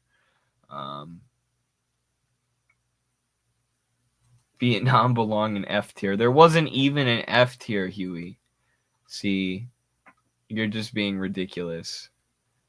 You're saying that you want Vietnam to be lower than Pol Pot's Cambodia and Saddam Hussein's Iraq. Come on. That doesn't make sense. I hope you all enjoyed that. Let me know in the comments or the chat if you or what tier lists you want to see next. If you want to see more tier list videos, it's pretty easy format for me to do. I was like, what am I going to do for the power hour tonight? I was thinking about it today because I had to drive all day. I was doing something with my car, so I didn't have much time to sit down and plan. I'm like, you know what? I'll just do a socialist countries tier list. That'll be fun. I guess I'm kind of running out of ideas. I could do, you know what would be funny to do? A left-wing socialist influencers tier list. Dude, that would be funny. We should do that. Eddie, no, dude. Huey, if you think that Vietnam is a worse socialist project than Saddam Hussein's Iraq, I have to say, Huey, no, dude. No. Not to support the Iraq war, but who would be... I'm going to start working on this tier list of leftist influencers because that actually sounds like some great drama clout. I could use it to actually talk about real politics and actually educate people, but the masses love drama. There's no better way to get views than to engage in drama. So I could put Hassan Piker on the thumbnail. This is a great idea. This is such a good idea. I'm a genius, you guys. How'd I come up with this?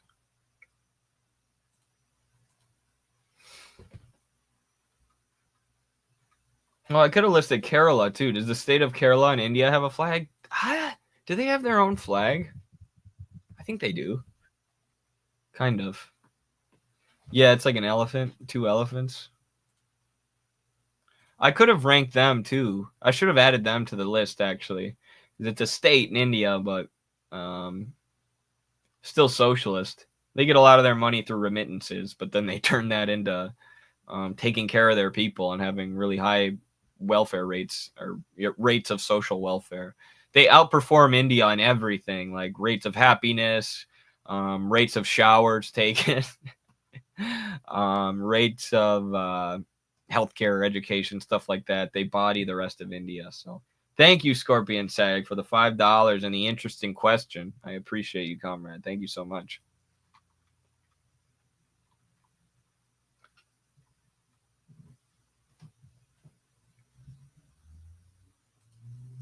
Maybe next time you would live in Venezuela instead of what the official told you? You don't live here, I do. Okay, Huey, I'm not going to keep engaging with this, but this is the same argument that Cuban gusanos make. Right? This is the same argument that anti-communist Miami Cubans make. They say, I'm from there, you're not, so you have to shut up and agree with what I say. And that's not a real argument. You know, that's not an evidence-based or a fact-based argument. That's a liberal argument from your subjective, quote-unquote, lived experience, which doesn't actually tell us much about the politics of whatever country. I know you have made real critiques, which I understand and don't necessarily agree with, but I don't buy this at all. You're not from there, you can't talk about it. Well, then the whole field of political science is moot then. We might even not do, we might as well just throw political analysis out the window if we're not allowed to. It's the Douglas Murray thing. Have you been to the crossing? Have you ever been? Okay, enough about that, though. I knew it was going to turn into a debate in the chat about Vietnam when I saw Huey here, and I knew we were talking about Vietnam. That's fine, though. We welcome different opinions. It's fun to discuss. And again, there's truth to what he's saying. Don't get me wrong, right? I'm not over here saying that Vietnam is a communist utopia and they're killing it in every way, right? There is truth to what he's saying about corruption and bourgeois ideology and private sector corruption of the government. That's real. And that's what I think Vietnam really needs to launch a crackdown on. Maybe they are already. I saw that they were like executing a property developer the other day, but we'll see. All right. Tell me leftist influencers you want to see on the tier list. I don't necessarily... Well, I can share it with you guys. I can share my screen. Why not?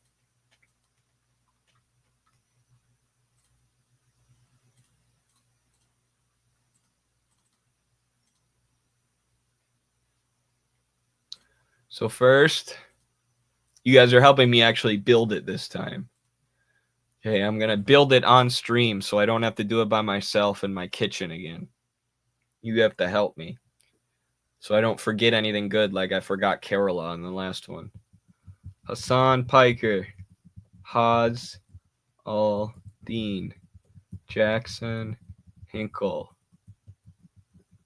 Carlos Garrido. Actually, I won't include Carlos or Noah. Well, I'll include Noah because I think of Carlos as more of an author and philosopher. Bad Empanada, good one, good one. Feed them to me, y'all. Keep it coming. Bad Empanada. Vaush. Destiny. David Packman. Kyle Kolinsky. Do we include the Hill people like Crystal Ball? We probably should because they're mainly internet. I don't know if that's even I don't even know if the Hill does TV. Hakeem, very good. Caleb, we're not doing that. We're leaving him off. I'll leave him be. He doesn't need that in his life. Anarch, I haven't heard of him, but I'll look into it. Ooh, let's do Finnish Bolshevik. Just so all the normies who watch that video for the drama will be like, who the hell's this Finnish Bolshevik guy? ContraPoints, because we evil. Jackson counts as a leftist? I just mean left wing. Like anyone who's communist. I don't necessarily mean leftist in like the strict American sense where you're super left wing on cultural and social issues too. So yeah, maybe I should call it instead of leftist, left wing. That would be more accurate. All right, sorry, let me scroll up here. Hinkle, Bad Empanada, Haas, Destiny, Hassan, Do Dissidents, Lee Camp. Yeah, those are some good ones. I actually like those guys.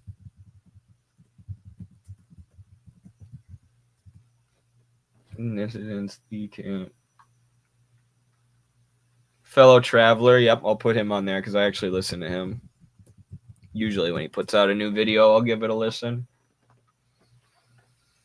Put bad ones too. Yes, make sure you guys give me bad ones as well. Yourself? I don't know if I can rank myself. ContraPoints, did I put her on there already? And if I do ContraPoints, I also have to do Philosophy Tube. Absolutely. I won't do all of those BreadTube people because they're disgusting, and watching their videos would probably make me physically ill, but Alice Capel, I don't know her. How big is she?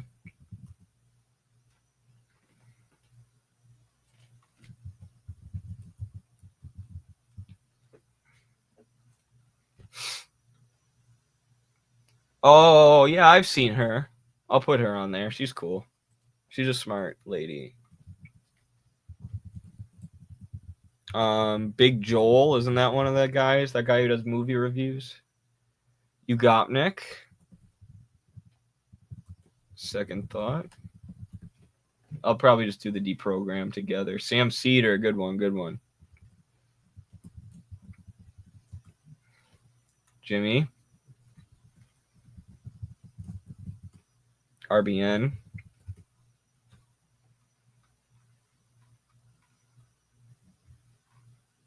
Non-compete. Luna Oi. Zizek, that doesn't count. Same as Carlos, that's an author and philosopher. I like how you put Noah K because his last name is hard to both say and write. Haha, that's exactly why I did it. You're 100% correct. Thank you. Second thought, yep. Tom Hartman, that one doesn't count. Tom's a real journalist. I would put Tom at the top, but he's not an influencer. He's an older guy who is a really great journalist. I love his show. BJG, she's almost too mainstream to put on there, but we'll put her on there. Social S for A, Socialism for All. Absolutely, he's got to be on there. I got to cook that little turd. Luna, I got her. Finball. Joe Sams. Dean Withers. Oh my gosh, I forgot about the straight white dudes for Harris. Straight white dudes for Kamala. I'm just gonna put straight white dudes for Harris, which is Chris Mowry, Harry Sisson, Parker. I don't know Parker's last name, but we're mutuals on TikTok. Me and Chris are as well. Chris Mowry, Harry Sisson, Parker, and Dean Withers are the straight white dudes for Harris. And I have connections to all of them. I should debate them at some point. I don't know why I haven't. It would get good views. Swamp Communist? I'm not giving that guy a platform.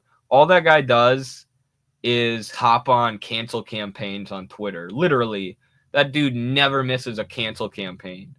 It's like every time someone on Twitter is getting piled on, I see that guy has to like throw a little snarky comment out there. So annoying. It's so stupid and shameful too. This will be a good one, LOL. Oh, it certainly will. Doug Lane? I don't think that counts either. Destiny can't qualify? Yeah, he's a fascist. I don't think we can do any real actual fascists. These are all centrist. Yeah, I mean it's leftist influencers, you know. Most of them aren't committed Marxist Leninists. Most of them are dumbass liberals. RBN, yeah, I got them on there. Madeline Pendleton. Absolutely good one. Good one. I'm probably missing some on TikTok. Yeah, Phil DeFranco. Let me rack my brain for more TikTok ones. Katie Halper, she's cool. Chris Catrone.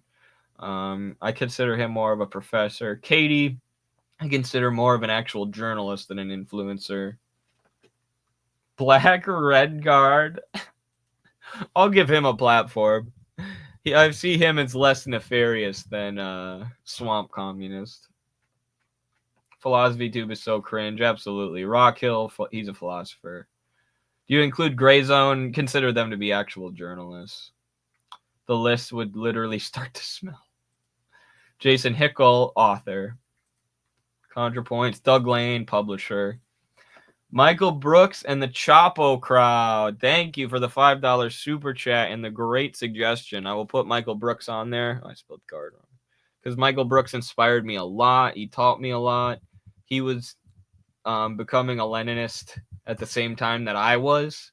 And I was watching his show every day. Like, wow, this guy's getting into Marx too. This stuff is interesting. We're learning so much together. And then when he passed away, it was really just tragic, especially because the Majority Report is such a piece of shit, liberal rag, MSNBC bullshit nonsense show nowadays. That it's really sad. You know, that Michael Brooks's absence is felt that much. I'm sure he would have left the Majority Report, but he would have at least influenced them in a much better direction prior to them becoming MSNBC for YouTube, which is what they are, and that's why they're so heavily promoted by the algorithm. Trapo, absolutely. Diego, good one. The Spanish-speaking comrades in the house. Do Santiago too. Damon Mama, I don't know him. Chank, yeah, we'll do Chank and Anna. We'll do them together. I don't consider them real journalists. Kurt Mesger, I consider him a comedian more than an influencer. Kind of the same thing, but I got to see Kurt. I went to Joe Rogan's Comedy Mothership in Austin for my friend's bachelor party, and Kurt was the headliner. Tony Hinchcliffe came out, and I thought that was going to be the last one, and it was kind of funny. There were other comedians who were way more funny than Tony, I thought.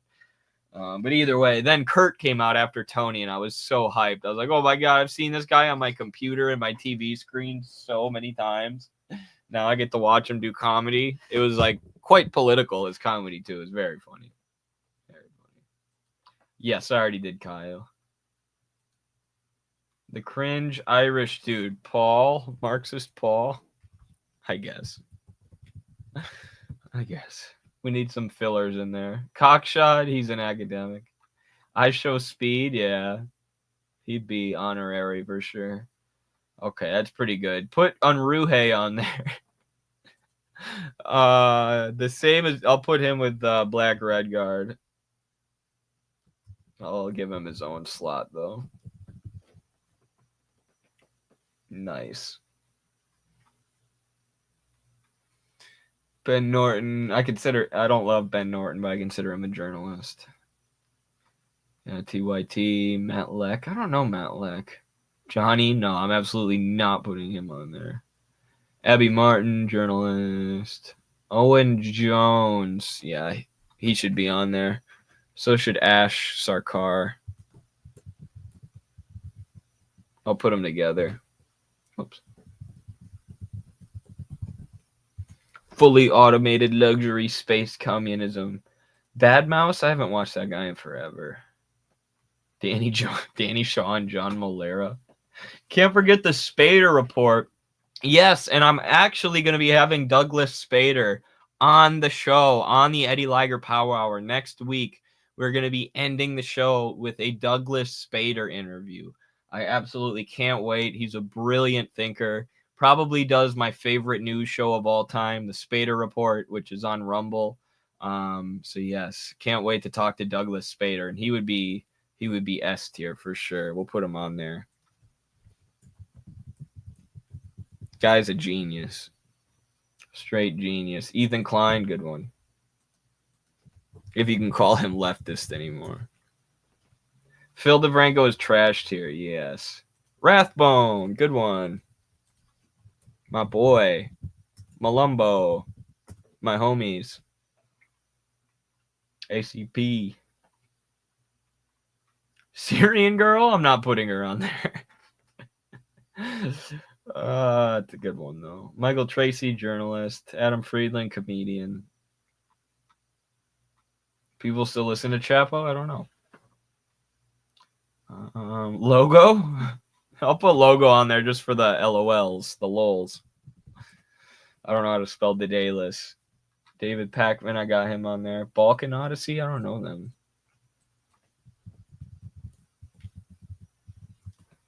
Oh, I forgot one.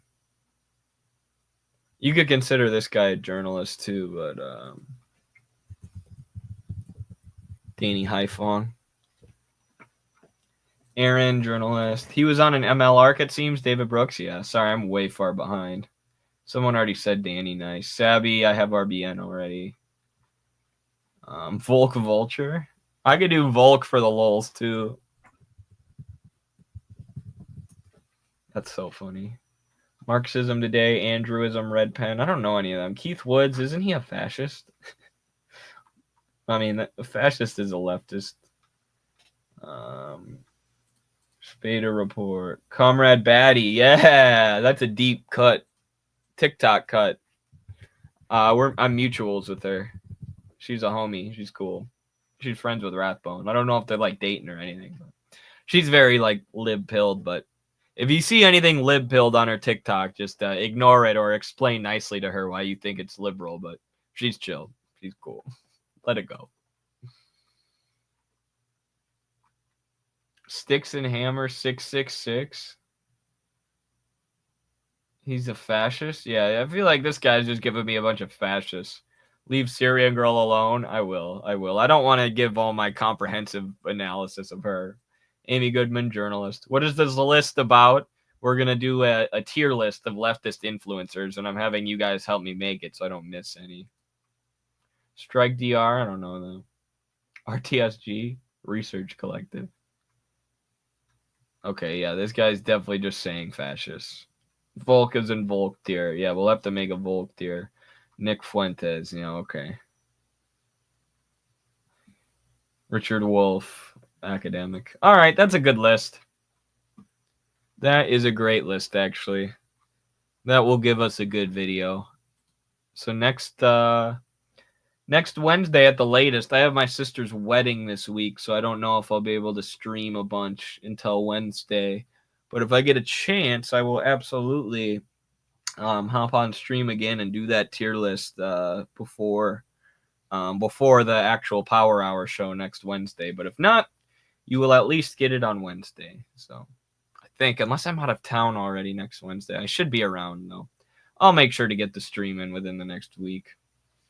This will stir the pot for sure, and I can't wait. Absolutely, I can't either. And now you guys can know that you were a part of it, too. Because you helped me make the list. I'm going to add Brian Berletic and Daniel Dumbrill. Just so I make sure that I'm actually not just shitting on bread tubers the whole time, and I'm actually giving people some good recommendations for channels that they might not know. Because Brian's channel, The New Atlas, is pretty great, and Daniel's show where he talks about China and U.S. State Department propaganda is also very based. Carl's on too. Feel pretty much the same way about Carl.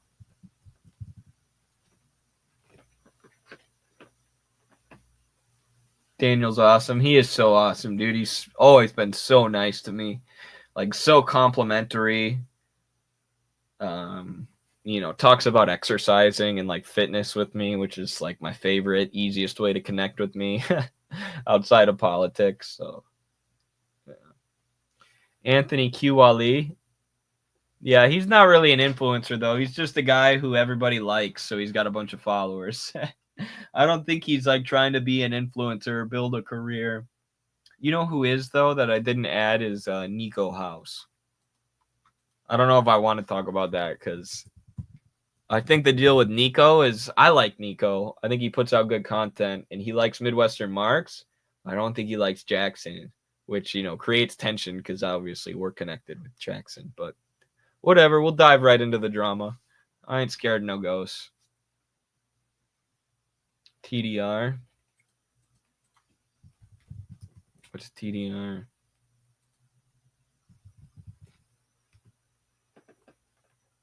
Joe Rogan Experience.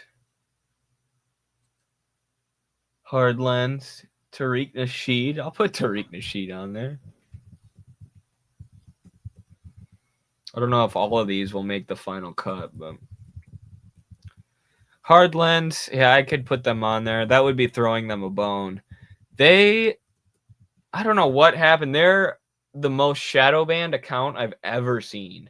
Hard Lens Media is. They get like 0 views. I feel so bad for them. I almost wish they would start a new channel because they're so obviously shadow banned. I don't know if somebody bought them some followers and YouTube saw that they had bots and, put the kibosh on them or something, but they have a good amount of subscribers. Hopefully that changed for them because they do good work. I think it's one guy, that Kit guy. What's his name? Kit Cabello. They have 57,000 subscribers, which hasn't gone up much since I've known them.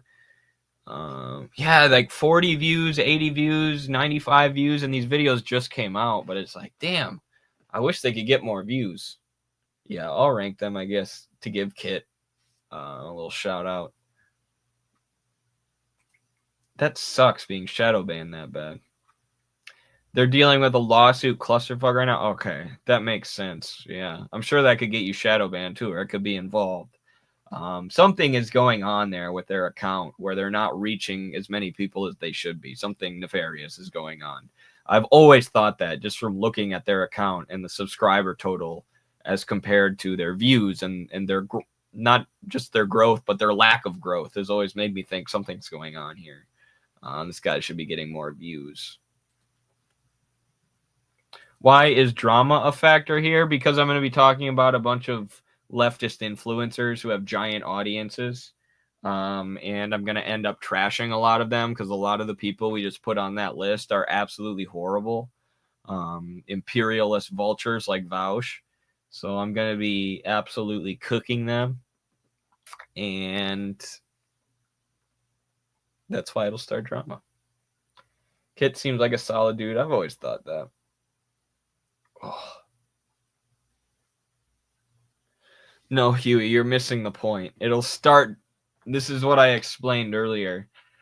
It'll start drama, but that will draw eyeballs. It will get people who watch drama channels to come to our channel and watch my video. But then the video will be me making substantive critiques of these people, critiquing their political ideology, which will allow me to expound upon the Marxist-Leninist ideology and worldview, and hopefully bring a lot of new people into the Midwestern Marx sphere where we can get them educated on deeper issues. So there's value to drama. There's a lot of value to doing content that might not be the most educational, but that leads to increased followers and increased viewership, because then we can filter them into our more educational content. And this has always been the Midwestern Marx strategy. I lure people in with the TikTok content, and then we have them take Carlos and Noah's classes where they learn the basics of Marxism and stuff. So you have to understand that there's value to having influencers in our movement who are popular and able to reach a large amount of people, even if not all. That's why I do my MMA content, right? That's why I have a whole ass MMA channel, to draw people in just talking about sports, something completely unrelated to politics. And sometimes I talk about the politics of sports, pretty often actually, because that's how my brain works. But people like that, new people like that, who don't like my, more dry political educational content, and they follow Midwestern Marx, and then they get to see the more educational stuff. Why bother then? Because it's bringing new people in. So I'm trying to say, because it brings new people in so we can educate them. And if you only do dry, technical, educational content and no drama or nothing spicy to bring people in, then you're going to have less followers and less people will be educated about Marxism. And we want more people to be educated about Marxism. Hating on Jackson is just dumb gatekeeping. Yeah, obviously. Agreed.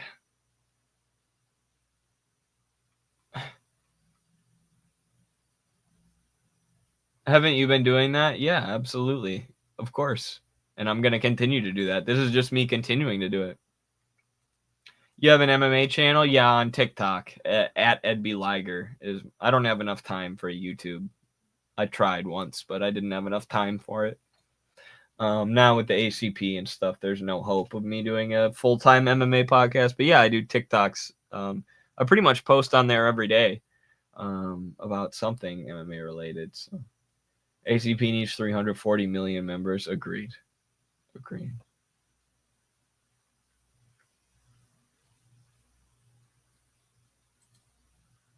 Is Sam Harris on the list? He's an academic, I guess, an intellectual. Although I hesitate to even give him that name. Topuria or Makhachev, who you got? Dude, I don't know, but I need to see that fight. I need to see it before I die. I guess I have Makhachev, but who knows? Topuria is such a freak. All right, folks. Patreon.com/MidwesternMarx. Support your boys. You get a bunch of perks with it and exclusive content. Thank you so much for supporting. Appreciate all the super chatters and gifters. And also, we appreciate all the people who just hung out with us and were in the chat and liking and sharing the stream.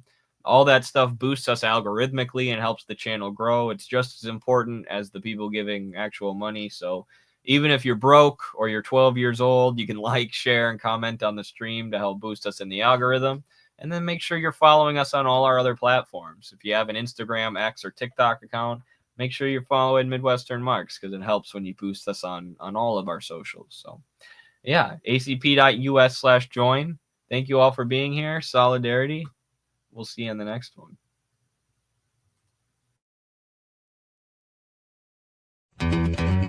Stand up, all victims of oppression, for the tyrants fear your might. Don't cling so hard to your possessions, for you have nothing if you have no rights. Let racist ignorance be ended, for respect makes the empires fall. Freedom is merely privilege extended, unless enjoyed by one and all. So come, brothers and sisters, for the struggle carries on. The International unites the world in song. So comrades, come rally, for this is the time and place. The international ideal unites the human race.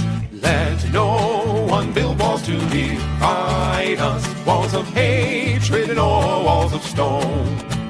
Come greet the dawn and stand beside us. We'll live together or we'll die alone. In our world poisoned by exploitation, those who have taken, now they must give. And end the vanity of nations, we've but one earth on which to live. So come brothers and sisters, for the struggle carries on. The International unites the world in the song. So comrades, come rally, for this is the time and place. The international ideal unites the human race. And so begins the final drama, in the streets and in the fields. We stand unbowed before their armor, we defy their guns and shields. When we fight, provoked by their aggression, let us be inspired by life and love. For though they offer us concessions, change will not come from above. So come brothers and sisters, for the struggle carries on. The international